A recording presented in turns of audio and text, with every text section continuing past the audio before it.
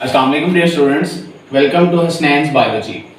जी बेटा, आज हम लोग स्टार्ट करेंगे अपना फर्स्ट ईयर का नेक्स्ट टॉपिक। हम लोग स्टार्ट करने जा रहे हैं बेटा living world in time. Living world in time बेटा एक ऐसा टॉपिक है फर्स्ट ईयर का, फर्स्ट चैप्टर का, जो कि असल में हिस्ट्री के बारे में, लाइफ की हिस्ट्री के बारे में डिस्कस इसमें किया गया है।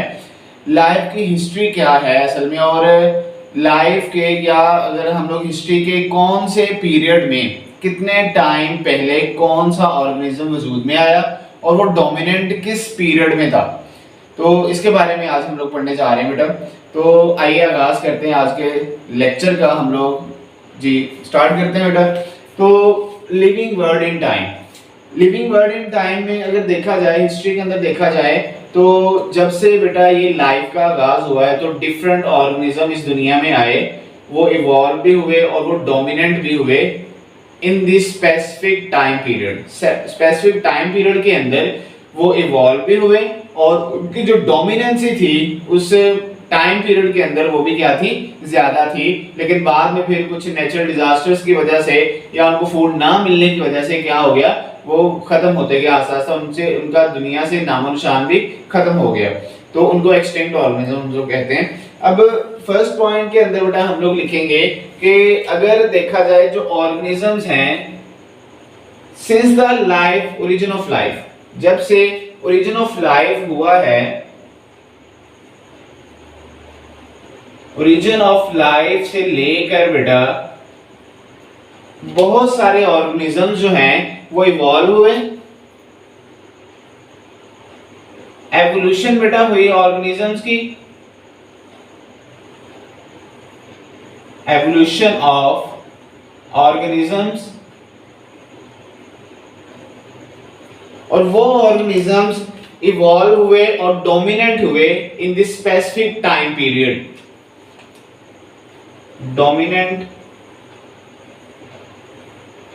In specific time period. Specific time के अंदर जियोलॉजिकल टाइम चार्ट, इसको हम लोग कहेंगे, जो यहाँ पे डायग्राम बनाई है मैंने, इसको भी मैं आप लोगों को समझाऊंगा कि किस तरह से एवोल्यूशन हुई, किस तरह से जो पहला ऑर्गेनिज्म था वो वजूद में और उससे कौन कौन से आगे ऑर्गेनिज्म जो है वो वजूद में आए और टाइम पीरियड कितना था उसके लिहाज से। अब जो स्पेसिफिक टाइम चार्ट है, इसको टाइम जियोलॉजिकल टाइम चार्ट भी बोल सकते हैं हम लोग, और जियोलॉजिकल टाइम चार्ट भी बेटा कहा जा सकता है इसको। जियोलॉजिकल टाइम चार्ट में बेटा स्पेसिफिक टाइम पीरियड में बहुत सारे ऑर्गेनिज्म जो है वो वजूद में आए, इवॉल्व हुए और वो डोमिनेंट हो गए स्पेसिफिक टाइम पीरियड में। बाद में उनका वजूद आस्ता आस्ता खत्म होने लगा। अच्छा, अब ये जो सारा हमें पता कैसे चला, हाउ वी नो इट, हमें पता कैसे है? This has been known due to the discovery and origin of fossils. Fossils की डिस्कवरी कैसे हुई, उसकी स्टडी कैसे की जाती है, वो बेसिकली उस वजह से फॉसिल्स को डिस्कवर करके, फॉसिल्स की स्टडी करके हमें पता चल गया है कि सबसे अर्लीस्ट लाइफ कौन सी थी और उसके बाद कौन सी लाइफ आई, उसके बाद कौन सी आई, उसके बाद कौन सी लाइफ आई। तो ये हमें कैसे पता चला है? This has been known to us, किस वजह से? Due to the discovery and study of life. तो ये सारा कुछ जो है ये किस रीजन की वजह से, इसकी अगर रीजन देखी जाए बेटा, तो इसकी रीजन क्या है, हमें पता कैसे चला है? ये बेटा पता चला है हमें due to the discovery and study of fossils. Reason इसकी क्या है? Discovery and study of fossils. Fossils की स्टडी करके, उसकी डिस्कवरी करके हमें पता चल गया है कि सबसे अर्लीस्ट कौन था, उसके बाद कौन आया, उसके बाद कौन सा आया। जियोलॉजिकल टाइम चार्ट के अंदर हम लोगों ने इसको रख दिया है। ओल्डर कौन से हैं, उसके बाद कौन से हैं, उसके बाद कौन से हैं, ऐसे इनकी तरतीब बना दी गई है। अब इन फॉसिल्स की स्टडी कैसे की जाती है, इनसे हमें बेटा कैसे पता चलेगा कि अर्लीस्ट कौन सा है और उसके बाद कौन सा है? तो इन फॉसिल्स को स्टडी किया जाता है बेटा दो मेथड के, जैसे सेडिमेंट जो लेयर्स होती हैं और रेडियो एक्टिव आइसोटोप्स के जरिए। तो इनकी जो स्टडी है बेटा वो दो मेथड से की जाती है। एक मेथड कौन सा है एक हमारे सेडिमेंट लेयर्स, सेडिमेंट लेयर्स के जरिए बेटा, और सेकंड जो बेटा इसमें मेथड आ जाता है जिसके जरिए आप लोग स्टडी कर सकते हैं, फॉसिल्स की स्टडी कर सकते हैं, वो कौन सी होगी? वो बेटा रेडियो एक्टिव आइसोटॉप्स होंगे, रेडियो एक्टिव आइसोटॉप्स होंगे। ठीक है, इन दोनों मेथड्स के जरिए हम लोग क्या कर सकते हैं, ये जो फॉसिल्स होंगे बेटा, इन फॉसिल्स को इजीली हम लोग स्टडी करके ये स्टडी कर सकते हैं कि सबसे ओल्डर कौन सा होगा, सबसे न्यूएस्ट कौन सा होगा। अब अगर हम लोग देखा जाए बेटा तो सेडिमेंट लेयर्स जो होंगी, अब जाहिर बात है जो सबसे नीचे वाली लेयर होगी वो डीपर लेयर जो होगी उसके अंदर सबसे पुराना ऑर्गेनिज्म होगा, उससे जो ऊपर वाली न्यू वाली लेयर होगी उससे बाद में आने वाला ऑर्गेनिज्म होगा। जाहिर बात है उस सेडिमेंट लेयर के अंदर फॉसिल्स उसके जमा होते गए और ऊपर लेयर से लेयर बनते गए सेडिमेंट्स की लेयर, और वो महफूज होते गए। उन्हीं को जब खोदा गया, उनकी स्टडी की गई, तो उनसे पता चला कि जो डीपर लेयर के अंदर थे वो सबसे पुराने थे, उसके ऊपर वाले लेयर के अंदर जो मौजूद हैं फॉसिल वो उससे बाद में आने वाले हैं, और ऐसे सीक्वेंस वाइज इसकी तरतीब बना ली गई। तो सेडिमेंट की जो लेयर है, हम लोग अगर इसको डिवाइड करें, इसके अगर हम लोग बात करें बेटा तो डीपर लेयर्स होती हैं, डीपर लेयर्स, और उसके ऊपर लेयर बन गई, फिर उसके बाद न्यूएस्ट आ गई,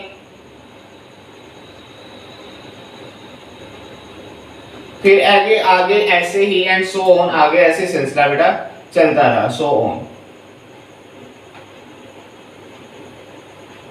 ठीक हो गए।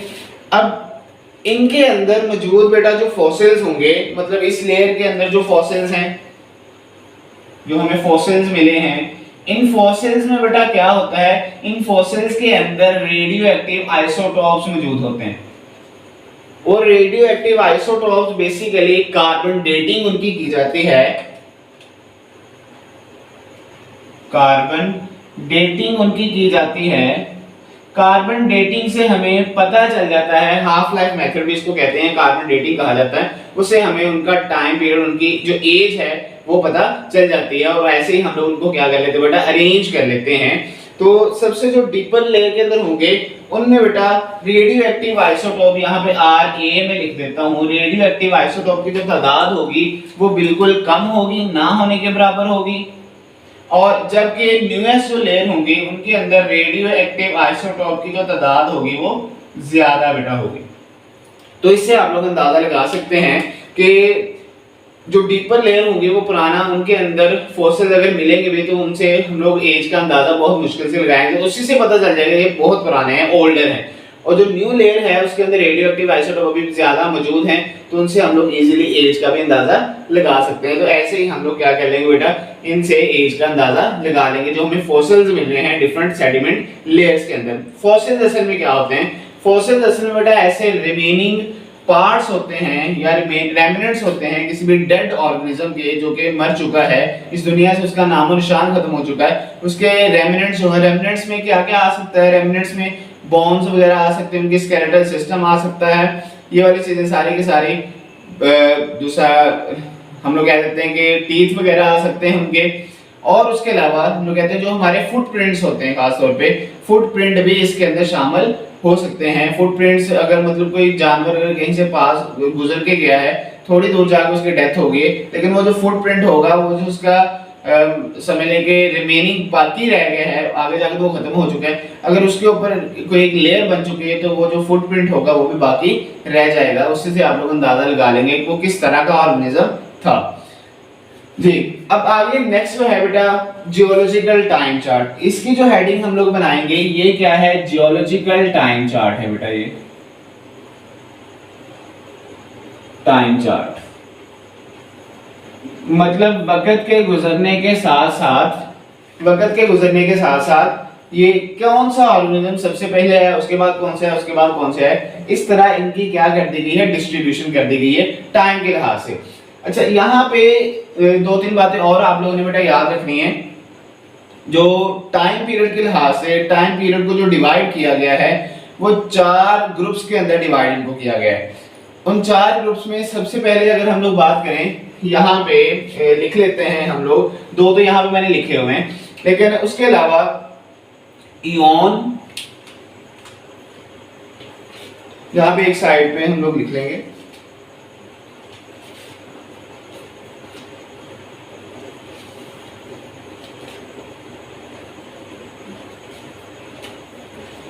इस तरफ, यहाँ पे लिख लेंगे।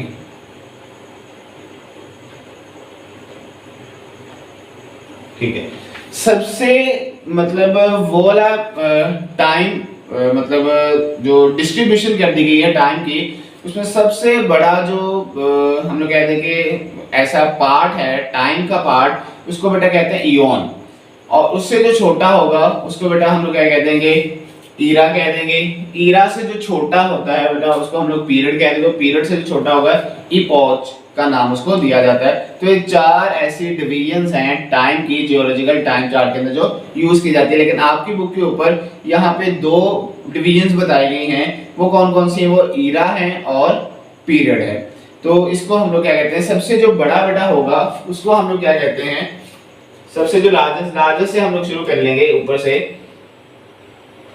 इयॉन उसको बोलते हैं।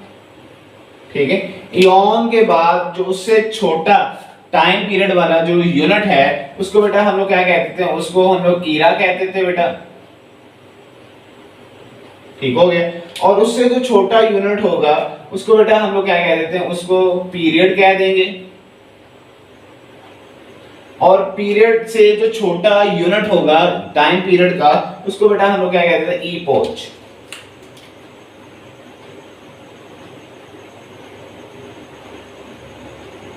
इपोच। तो ये बेटा 4 तरह की डिवीजन्स कर दी गई हैं टाइम पीरियड के लिहाज से। लेकिन हमारी बुक के ऊपर जो जियोलॉजिकल टाइम चार्ट बनाया गया है उसके अंदर 2 तरह की डिवीजन्स बनाई गई हैं। वो कौन कौन सी? बड़ा जो टाइम पीरियड के लिहाज से डिवीजन है वो क्या है, ईरा है। और उससे जो छोटी है वो क्या है, पीरियड हम लोग इसको कहेंगे। तो यहाँ पे बेटा टोटल 4 ईरास बताए गए हैं। वो 4 ईरास कौन कौन से हैं? उसमें जो तकरीबन हम लोग कह देते हैं कि सबसे जो ओल्डेस्ट ईरा है प्रोटीरोजोइक ईरा उसको हम लोग कहेंगे। उसके बाद पेलियोजोइक ईरा आ जाएगा, उसके बाद मीजोजोइक ईरा है, और सबसे लास्ट पे जो अभी चल रहा है वो कौन सा है, सीनोजोइक ईरा है।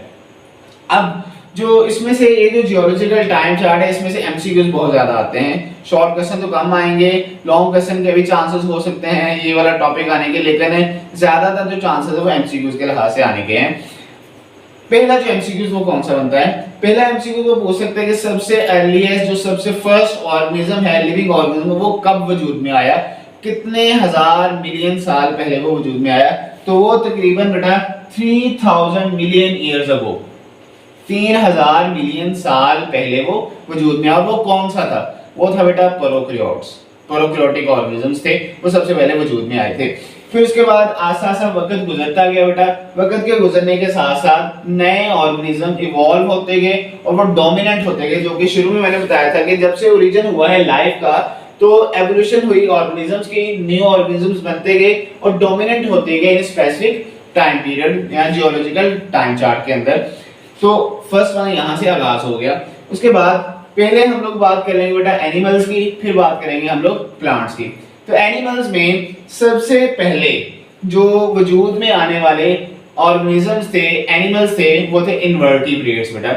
इनवर्टिब्रेट्स असल में तकरीबन अगर हम लोग देखें तो इनका जो आगाज हुआ था वो तकरीबन कब से हुआ था? पहले तो हम लोग ये शुरू करने से पहले यहाँ पे पीरियड्स के नेम आप लोगों को बता, मैंने उनको फर्स्ट लेटर लिखा हुआ है। अब सबसे पहले अगर हम लोग बात करें सीनोजोइक से शुरू कर लेते हैं। तो सीनोजोइक का जो पहला पीरियड है बेटा वो है क्वाटरनरी। ठीक है, क्वाटरनरी के बाद जो अगला है बेटा टर्शियरी, उसको हम लोग कहते हैं।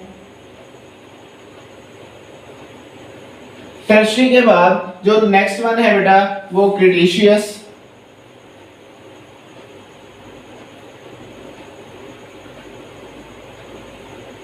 क्रिटेशियस के बाद जुरासिक,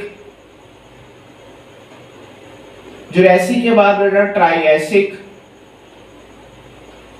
ठीक है, अब इसके थोड़े से ज्यादा है। तो इसके एक फॉर्मूला मैंने यहाँ पे आप लोगों को याद करवाना है, खासतौर पे ये याद नहीं होता, बाकी आप लोगों ने याद करना है, लेकिन ये वाले जो है ये फार्मूला आप लोगों ने याद करना है। वो फार्मूला क्या है, वो फार्मूला मैं यहाँ पे भी लिख देता हूँ, एक साइड पे लिख देता हूँ फिर से।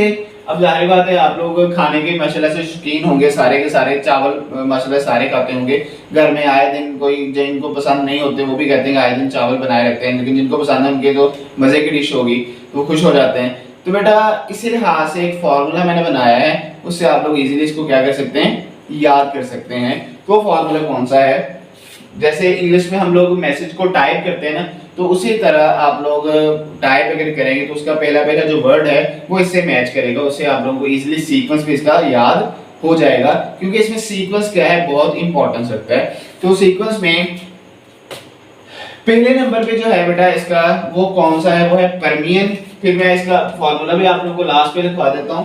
परमियन है बेटा, सी से कार्बोनिफरस,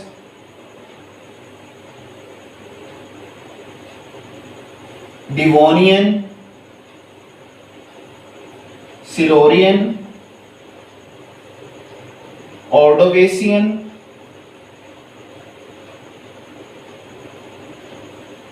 और नेक्स्ट वन बेटा आ जाएगा कैम्ब्रियन। ठीक है, तो इसका फॉर्मूला क्या होगा, वो फॉर्मूला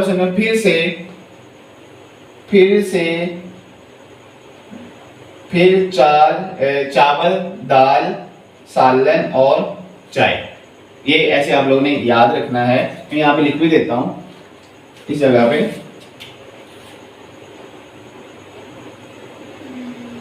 फिर चावल,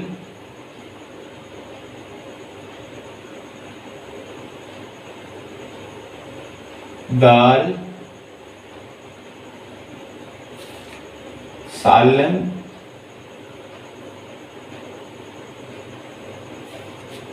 और चाय।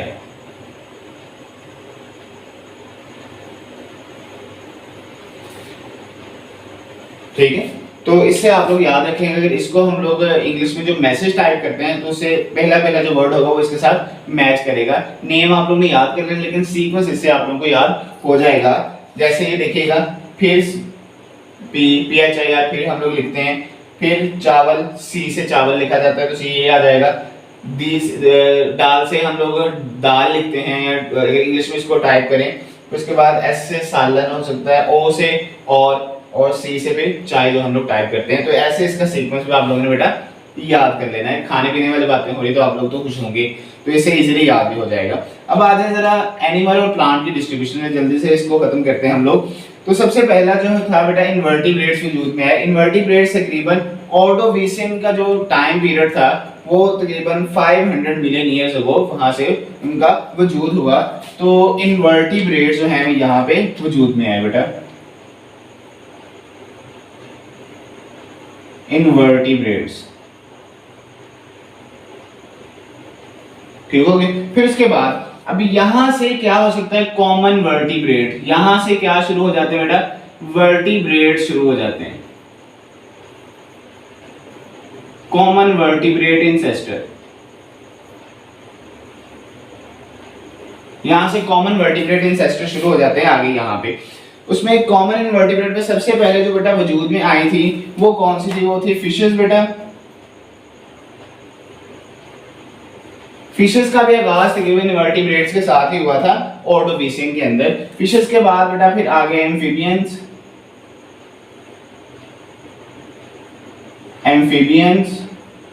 एम्फीबियंस के बाद फिर आए देन नेक्स्ट बेटा रेप्टाइल्स। और रेप्टाइल्स का खास तौर पे आप लोगों को याद होना चाहिए, जो डायनासोर्स वगैरह थे वो उनका जो टाइम पीरियड था जिसमें वो डोमिनेंट थे, तो वो कौन सा था डोमिनेंट वाला, वो था जुरासिक वर्ल्ड। जुरासिक वर्ल्ड के नाम से डिफरेंट मूवीज भी हैं, इसी वजह से इसका नाम भी रखा गया है। उसके बाद रेप्टाइल्स के बाद नेक्स्ट वन जो था बेटा बर्ड्स। तो यहाँ पे हम लोग देख लेंगे बर्ड्स बेटा वजूद में आए, और बर्ड्स के बाद लास्ट पे बेटा मैमल्स।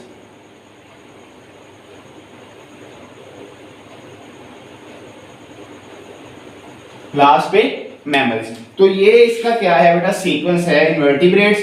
तो फिर आगे कॉमन वर्टिब्रेट एंसेस्टर आ गए, यहाँ से फिशेस पहले बनी, फिर उसके बाद एम्फीबियंस, फिर रेप्टाइल्स, फिर बर्ड्स और एंड पे मैमल्स। और खास तौर पे एमसीक्यूज आप लोगों से पूछता है मैमल्स का जो खास तौर पे ईरा है वो कौन सा है, वो है बेटा सीनोजोइक ईरा, सीनोजोइक। और बर्ड्स का भी सीनोजोइक, जिसमें ये क्या है डोमिनेंट है, जो आजकल का दौर चल रहा है, आजकल के जो टाइम पीरियड चल रहा है। फिर उसके बाद नेक्स्ट वन आ जाए प्लांट्स की तरफ। प्लांट्स में सबसे पहले जो बेटा हम लोग कहते हैं कि प्रोटीरोजोइक ईरा में 2000 years ago, million years ago, वहां से आगाज हुआ एल्गी और फंजाई का। तो यहाँ पे हम लोग लिख लेंगे एल्गी और फंजाई की एज थी, age of algae and fungi, fungi. ठीक हो गए। फिर उसके बाद नेक्स्ट वन बेटा वजूद में कौन से आए, इसके बाद फर्न्स वजूद में आई,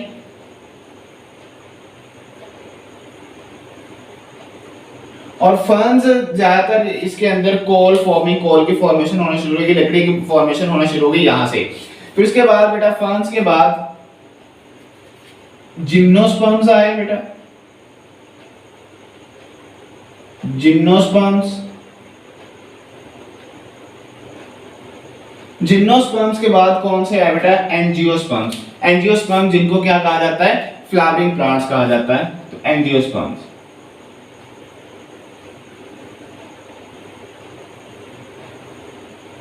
एंजियोस्पर्म्स।